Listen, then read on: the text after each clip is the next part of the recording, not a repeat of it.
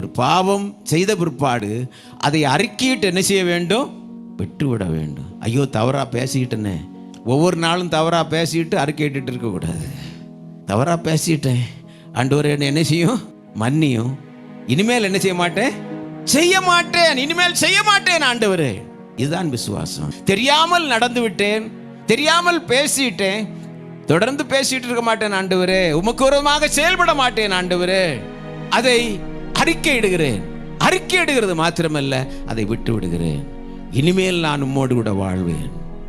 இப்படி ஒவ்வொரு நாளும் நம்முடைய வாழ்க்கையில நாம் முன்னேறி செல்லும் போது ஆண்டவரோடு உள்ளதான உறவு அதிகமாகும். ஆண்டவர் நம்ம மேல் எப்போதும் உறவுகள் ஆயத்தமாக இருக்கிறார், நம்மோடு தொடர்பு கொள்ள ஆயத்தமாக இருக்கிறார்.